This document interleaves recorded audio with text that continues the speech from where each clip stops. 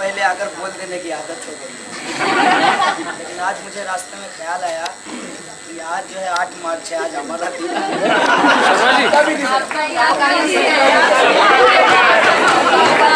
पहला तो नहीं है ना, लेकिन पहला तो नहीं है। तो फिर हमने कहा जीएस कैश रिप्रेजेंटेटिव को कि आप लोग बात रखिए, लेकिन जेएनयूएसयू का भी ज्वाइंट मार्च है इसलिए बात रखनी है। तो मैं जीएस कैश और जेएनयूएसयू दोनों की तरफ से आप तमाम लोगों का सबसे पहले क्रांतिकारी इस्तकबाल पेश करता हूँ। दोस्तों, आज 8 मार्च है। पूरी दुनिया में अंतर्राष्ट्रीय महिला दिवस मनाया जाता है और मैं नाम नहीं लूँगा उसका जिसका मैं बार बार नाम लेता हूँ। आज मैंने सोचा है कि आज उनके बारे में कुछ नहीं बोलना है। बस इतना कहना है कि आज 8 मार्च है, पूरे देश में महिलाओं के हक अधिकार की बात की जा रही है। और आज के ही दिन हमारे कैंपस की एक साथी, हमारी दोस्त पढ़ती है आर्ट्स एंड एस्थेटिक्स में, और बता दो उसके साथ हमने फोटो खिंचवाया। तो एक साथ 2 शिकार किया है मेरे खिलाफ अफवाह फैलाने वालों ने। उस स्टूडेंट को पहले तो टीचर बना दिया, क्योंकि हमारे आंदोलन में टीचर सबसे पहले आए थे। तो कहा कि सिर्फ स्टूडेंट नहीं, यहाँ के टीचर भी बर्बाद हैं। और हम लोग बैठे हुए हैं एक सोफा पे, तो वो मुझे गोदी में बिठा दिया है। इन लोगों का हमको लगता है कि कुछ मेजरमेंट में दिक्कत है, थोड़ा ऊपर नीचे कर जाता हूँ। स्मृति जी बोलना है। स्मृति जी जानती हैं कि मैं वयस्क हूँ, मेरा उम्र 29 बरस है। ये बात मैं इसलिए कह रहा हूँ क्योंकि मैं मिला हूँ उनके ऑफिस में, उनसे रोड पे भी मिला हूँ एक बार। तो वो मुझे बच्चा कहती हैं, मतलब सब लोगों को रोहित।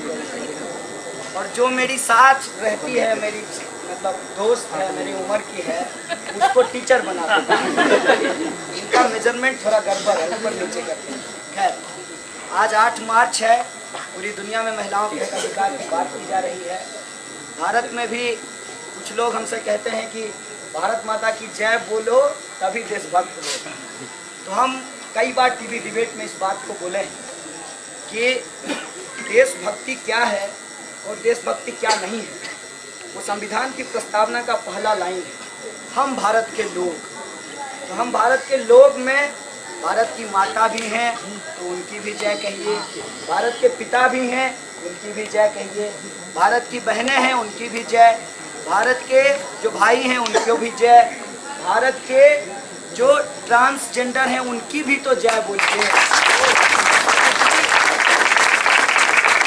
देश में पता नहीं हमेशा जो है एक बाइनरी बनाने की कोशिश की जाती है और लगता है कि बस 2 ही चीज़ है, दिन और रात। भाई, दिन रात के बीच में शाम भी होता है, दोपहर भी होता है। इसका फर्क समझो। और इसका फर्क जो लोग नहीं समझते हैं उनको यह सरकार जो है बेवकूफ़ बनाती है।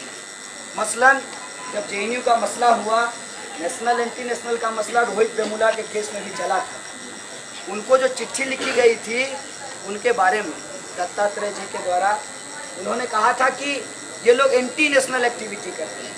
तो एंटी नेशनल फेसबुक का वो स्टिकर है इनके पास कि जब मन करे जहाँ करे फ्री में किसी के ऊपर चिपका डालें। आजकल ये लोग सोशल मीडिया पे बहुत एक्टिव है, इसलिए मैं एग्जांपल दे रहा हूँ। इनके पास कुछ स्टिकर है, जैसे आप आदिवासियों के हक की बात करेंगे, जैसे सोनी सूरी जी कर रही थी, उनके चेहरे पे एसिड फेंका जाएगा और आपको नक्सली बता दिया जाएगा। अगर आप मुसलमानों के माइनॉरिटी के हक की बात करेंगे तो आपको आतंकवादी बता दिया जाएगा। अगर आप सबके हक की बात करेंगे तब आपको देशद्रोही बता दिया जाएगा। तो ये स्टिकर जो है इनके पास है, जिसको ये चिपकाते रहते हैं, फेसबुक स्टिकर। और वो स्टिकर जो है हम लोगों के ऊपर भी चिपकाया गया। खैर कोई बात नहीं है, न्यायालय में चीज़ें हैं वो आएंगी। लेकिन इस पूरी प्रक्रिया में एक बात समझ में आई कि ये जो बोलते हैं ये खुद उससे मुकर जाते हैं। मसलन आज माननीय प्रधानमंत्री जी का एक बयान कि सेना से ज़्यादा बहादुर व्यापारी होता है, क्योंकि ज़्यादा रिस्क लेता है। और मैं कहना चाहता हूँ अपने मीडिया के सभी साथियों को, क्योंकि हमारे जो लोग हैं वो सब समझते हैं हमारे कहने, आपके माध्यम से हम दूसरे लोगों को बताना चाहते हैं। जब हम कह रहे थे कि ये फॉल्स बाइनरी ये बना रहे हैं, ये बाइनरी इनका सही नहीं है, उस वक्त हमने अपने भाषण के दौरान तथाकथित कहा था। हालांकि ये शब्द आजकल इस्तेमाल होना बंद हो गया। सीधे सीधे आतंकवादी और देशद्रोही आरोपी कहने की भी जहमत नहीं उठाते, फैसला सुना दिया है कि हैं हम लोग। खैर, तो तथाकथित सैनिकों के मार्च के बारे में मैंने कहा था कि सैनिक के भेष में, वो सैनिक नहीं, सैनिक के भेष में एक खास विचारधारा के लोग हम लोगों को देशभक्ति का पाठ कराते हैं। कह रहे हैं कि भारत में रहना होगा तो वंदे मातरम कहना होगा। माता की बात करते हैं, वंदे मातरम की बात करते हैं। जेएनयू की महिलाओं के बारे में इतनी भद्दी बात, इतनी गंदी बात फैलाते हैं। तो हम सवाल पूछना चाहते हैं कि क्या भारत माता की जय कहना उस रिस्पॉन्सिबिलिटी के साथ, उस जिम्मेदारी के साथ इनका है कि नहीं है? एक तरफ जय बोलेंगे, दूसरी तरफ महिलाओं को वेश्या बोलेंगे। ये एक प्रोफेशन को भी डिमीन करने के साथ ही साथ महिलाओं को लेकर के जो इनका नज़रिया, उस नज़रिए के बारे में भी कुछ कहना चाहता हूँ, क्योंकि बात सिर्फ आज की नहीं है, थोड़ा पीछे जाकर देखना पड़ेगा। 16 दिसंबर की जब घटना हुई तो मोहन भागवत जी का एक बयान आया। उन्होंने कहा था कि इसके लिए जो है बाहर की संस्कृति जिम्मेवार है। कोई नेता कह रहा है कि ये लोग महिलाएं डेंटेड पेंटेड होकर के घूमती हैं। कोई कह रहा है, आजकल जेल में है बापूजी, उन्होंने कहा है कि बहन कह लेती तो शायद बच जाती। मतलब क्या इस देश में महिला पुरुष का संबंध या पुरुष पुरुष का संबंध, महिला महिला का संबंध सिर्फ इतना ही है कि हम भाई और बहन के अलावा और कुछ नहीं हो सकते? फिर अगर ऐसा है तब तो शादी कहाँ करेंगे हिंदू संस्कृति के हिसाब से? अब तो कोई माँ बाप नहीं होगा, कोई बच्चा नहीं होगा, तो समाज का क्या होगा, इस पीढ़ी का? इस तरीके से हमारे दिमाग में खाचा बनाया। प्लीज खाचे का ही शायद ये असर है कि जब मैं बोलने आया तो मैं भी उसका शिकार हो गया और अंशु ने कहा नहीं आपका भी दिन है, क्योंकि हम हमेशा समाज को एक बाइनरी में देखने की आदत हो जाती है। या तो महिला कहेंगे या पुरुष कहेंगे, उसमें बीच में जो चीज़ें आती है उसकी बात हम भूल जाते हैं। इसीलिए जो जेंडर का सवाल है, जेंडर का सवाल सिर्फ महिला या पुरुष का सवाल नहीं है। जो महिला और पुरुष नहीं है ये उसका भी सवाल है। और जस्टिस का सवाल पुरुषों के लिए भी है और महिलाओं के लिए। इसीलिए मेल और फीमेल से बियॉन्ड एक शब्द बनाया गया है जेंडर। और जेंडर की बात अगर हम करें और मेल फीमेल की बात करें तो इसमें एक फर्क है। औरत और मर्द होना एक बायोलॉजिकल एस्पेक्ट हो सकता है, जिसमें मेल या फीमेल बोलते हैं, लेकिन औरतें पैदा होती नहीं हैं, औरतें समाज में बनाई जाती हैं। क्योंकि पैदा होने की बात करते तो औरतों का ब्लड ग्रुप कुछ और होता जो कि पुरुषों से अलग होता। औरतों की हड्डियां कुछ अलग होती जो पुरुषों से अलग होती, उसका कंपोजिशन कुछ अलग होता। ऐसा होता कि औरतों को पीटने पे आंसू नहीं निकलता, आंख से खून गिरने लगता, वही कंपोजिशन है उसके भी आंसू का। कहने का मतलब ये है कि एक जो बायोलॉजिकल सिमिलरिटी है, कुछ डिससिमिलरिटी भी हो सकती है, उसको आप किस तरीके से सोशली कंस्ट्रक्ट करते हैं और फिर बाउंड्री तय करते हैं कि देखिए आप 11 बजे के बाद बाहर नहीं निकले, थोड़ा मोटिवेट हो गया है, इससे पहले तो आप बाहर ही नहीं निकले। इसके साथ साथ आप भ्रूण हत्या पे जब आप बात करें, इस देश के अंदर तमाम समस्या और यही दिक्कत है। दिक्कत यह है जेएनयू का कि यह देश की समस्याओं पे बात करता है, विमर्श छेड़ता है। इसीलिए आज हमारे इस विमर्श को खत्म करने के लिए हमको एंटी नेशनल घोषित किया जा रहा है। लेकिन हम उनको कहना चाहते हैं कि आपका इटली मार्का नेशनलिज्म हम बर्दाश्त नहीं करेंगे। एक्चुअली एरर हो सकता है, माफ़ी भी मांग लेते हैं, ठीक है, गोलवलकर नहीं मुंजे गए। मोदी जी जाएं या जेटली जी जाएं, गया तो भाजपा ही ना। अब ऐसा तो नहीं है कि मुंजे जी आकर के इस देश में नेहरू जी को समझाए होंगे, अरे मुंजे जी आकर के गोलवलकर जी को ही बताए होंगे, आरएसएस का ही मैनिफेस्टो तैयार किए होंगे ना। ये हमेशा क्या करते हैं, बाल का खाल निकालते हैं। जैसे इन्होंने कहा कि कहता है गरीब का बेटा और महंगा जैकेट पहने हुए हैं। अभी मैं जवाब नहीं दे रहा हूँ इनको, बस आपसे शेयर कर रहा हूँ। हमने कहा कि अगर इनको बता दूं कि इनके ही राजनाथ की पुलिस ने वो जैकेट दिया है ना,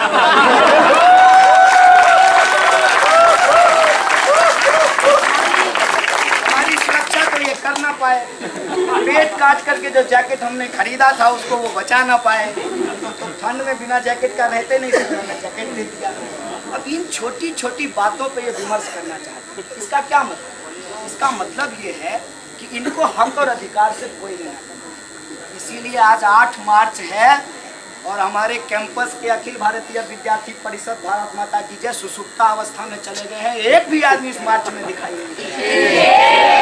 ये है पोजीशन, ये पोजीशन है इनका कि ये जनता के बुनियादी सवाल पे नहीं बोलेंगे। इस देश के अंदर, समाज के अंदर जो समस्याएं हैं उस पर ये सवाल नहीं उठाएंगे। ये क्या करेंगे? ये सूडो नेशनलिज्म का बहस करेंगे। और ये बात मैंने बार बार कहा है कि नेशन हमेशा नेशन के लोगों से बनता है। कोई हवा में लटकी हुई चीज़ नहीं है। नेशन महज शब्द नहीं है, नेशन महज ज्योग्राफी नहीं है। उस सीमा के अंदर रहने वाले लोग हैं, उनकी संस्कृति है, उसका पहचान है। लेकिन इनको तो पुरुष के अलावे और किसी पहचान से कोई लेना देना नहीं है, क्योंकि महिलाओं के बारे में क्या कहते हैं? अर्धांगिनी है। अच्छी बात, अर्धांगिनी है। अरे भाई, अर्धांगिनी नहीं है, उसका अपना पूरा अंग है और वो तुमसे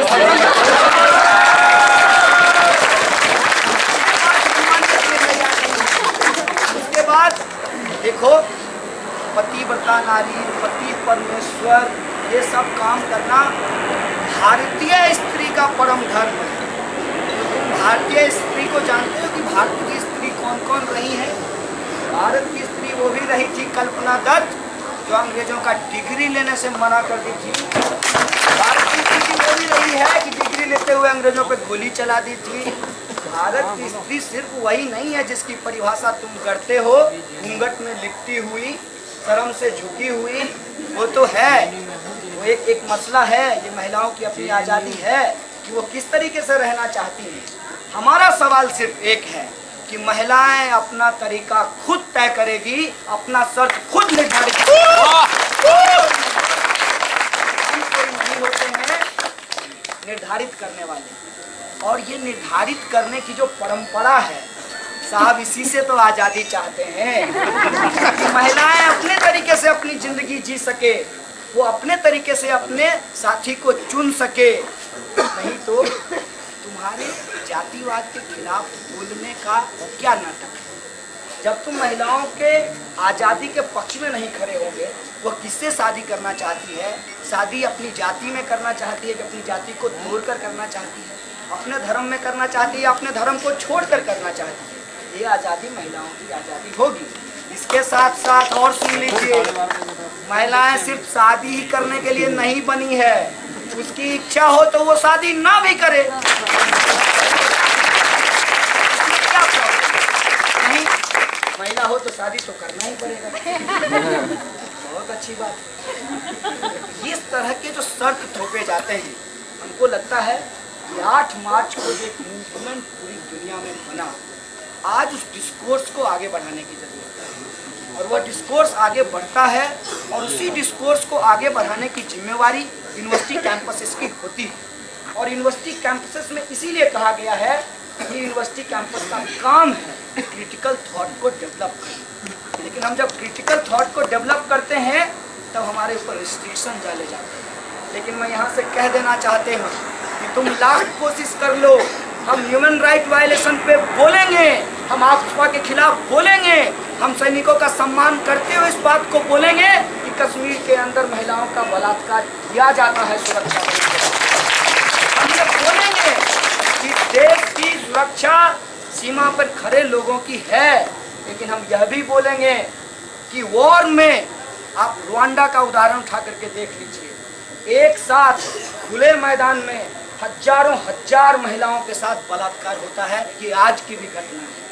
अफ्रीका के अंदर जो एथनिक कॉन्फ्लिक्ट होते हैं, जब एक एथनिसिटी का, एक एथनिक ग्रुप से रिलेटेड सेना या मिलिट्री जब दूसरे ऊपर हमला करती है तो सबसे पहले वहाँ की महिलाओं के साथ बलात्कार किया जाता है। जितनी भी दलित एट्रोसिटी की घटना हुई है उसमें यह बात सामने आया है कि पहले महिलाओं के साथ बलात्कार किया गया, फिर उसकी हत्या की गई। गुजरात का उदाहरण उठा करके देख लीजिए, न सिर्फ उनको मारा जाता है, पहले उसके साथ बलात्कार किया जाता है। तो आप हमारी रिस्पॉन्सिबिलिटी क्या तय करना चाहते हैं? हम विद्यार्थी हैं, हम अगर पढ़ते हैं, हम अगर सीखते हैं, हम समझते हैं, तो आप क्या चाहते हैं कि हम एबीवीपी की तरह चुप्पी मारकर, नौकरी लेकर, डीयू में एडहॉक पाकर सिर्फ इतनी ही अपनी शिक्षा समझ लें? क्या शिक्षित होने का ये मतलब है कि हमने जो सीखा है, हमने जो समझा है, हम अपने समाज के लोगों को बताएं कि हमारे समाज में क्या गड़बड़ी है, क्या दिक्कत है, कहाँ ह्यूमन राइट वायलेशन हो रहा है, डिस्टर्बेंस को कंट्रोल करने के नाम पे किस तरीके से लॉ का मिसयूज किया जा रहा है, किस तरीके से महिलाओं को पकड़ करके कस्टडी में उसके साथ रेप किया जाता है भाई साहब। और सिर्फ कस्टडी की ही बात नहीं है, जिसको पति परमेश्वर कहा जाता है, इस देश में मैरिटल रेप भी किया जाता है। ये रियलिटी।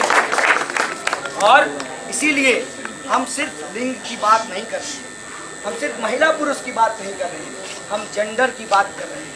एक आंकड़ा सामने आया है, जो बच्चों के साथ यौनाचार होता है उसमें लड़कों की संख्या ज़्यादा होती है जो बच्चों के साथ यौनाचार होता है, क्योंकि जो बच्चियां होती हैं उसको लेकर के माँ बाप थोड़ा कॉन्शियस रहते हैं, लेकिन लड़कों को लेकर के सोचते हैं कि चलो चाचा के साथ, मामा के साथ सो जाओ, फिर उसके साथ यौनाचार की घटनाएं होती हैं। बड़े उम्र के जो लड़के हैं वो बच्चों के साथ यौनाचार करते हैं। ये हमारे समाज का सच है भाई साहब। अगर इस सच पे आप बोलेंगे नहीं, अगर इस समस्या को आप देखेंगे नहीं, तो इस समस्या के खिलाफ आप लड़ेंगे नहीं, और समाज के अंदर जो बुराई है तो बोले बिना और आवाज उठाए बिना आप उसको ठीक नहीं कर सकते। मैं न्यायालय का सम्मान करता हूँ। एक मेरे ऊपर बंदिश है कि मुझे नहीं बोलना है, लेकिन इस देश की जो सरकार है उसका अपना इंटरप्रिटेशन है, वो तो कुछ भी बोल दे। हम आज 8 मार्च को महिलाओं के हक अधिकार के लिए, जेंडर जस्टिस के लिए मार्च कर रहे हैं। जब हम महिलाओं के हक अधिकार की बात कर रहे हैं, जेंडर जस्टिस की बात कर रहे हैं, ह्यूमन राइट वायलेशन की बात हमको करना पड़ेगा। कानून के अंदर जो गड़बड़ियां हैं उसका एक क्रिटिकल असेसमेंट हमको करना पड़ेगा। या तो आप हमें इंसान रहने दीजिए या हमारे इंसान होने का दर्जा ही छीन लीजिए। और ये कोशिश भी आपने की है, ये कोशिश में आप कामयाब भी हुए हैं कि आज रोहित वेमुला हमारे साथ हैं। क्या कह रहे हैं लोग? सवाल पूछ रहे हैं कि आप लोग रोहित के नाम पर लाश की राजनीति करें। एक सीधा सा सवाल, बहुत सीधा सा। पहला सवाल यह है कि उसको लाश बनाया किसने लाश बनाया उसको? और हम आज उसके नाम पे कोई राजनीति नहीं करते। जब रोहित जिंदा था मैं नहीं जानता था उसको, मेरी मुलाकात नहीं थी, मेरी बात नहीं थी। इधर के दिनों में लोगों ने मुझे दिखाया है। 13 सितंबर को रोहित ने मेरा प्रेसिडेंशियल स्पीच शेयर किया। ये कनेक्शन होता है इस देश के अंदर। आइडियोलॉजिकल डिफरेंस होने के बावजूद होता है। हमको प्लीज हमारे आइडियोलॉजिकल खांचे में मत बांधिए।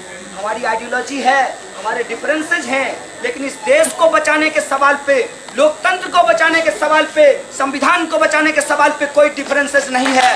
और आपको लगता है कि एक ये प्रोफाइलिंग हुआ, उम्र के बारे में प्रोफाइलिंग की गई है, इसलिए मैं बात बोलता हूँ कि कन्हैया होकर देश विरोधी नारा कैसे लगा सकते हैं? नाम कन्हैया है, देश विरोधी नारा किसे? ये प्रोफाइलिंग की जाती है कि लड़का है, लड़की के हक की बात क्यों कर रहा है। ये प्रोफाइलिंग की जाती है कि बिहार का आदमी है, नॉर्थ ईस्ट और कश्मीर पे क्यों बोल रहा है। इस तरीके की प्रोफाइलिंग को हम रिजेक्ट करते हैं और हमें कहना चाहते हैं कि हम आज़ाद हिंदुस्तान के जोर देकर बोलना चाहता हूँ। आज़ाद हिंदुस्तान के अंदर जो सवाल है, जो समस्या है, जो प्रॉब्लम है, उससे आज़ादी के लिए हम संघर्ष करते रहेंगे। और वो देश के अंदर जितने सवाल हैं, जितने प्रॉब्लम है, उसको लेकर के ये संघर्ष जारी रहेगा जब तक कि उससे हम निजात नहीं पा सकते हैं। इन्हीं शब्दों के साथ आप तमाम लोगों को एक बार शुक्रिया अदा करते हुए मेरी बात को खत्म करूँगा। शुक्रिया। इनकलाब जिंदाबाद।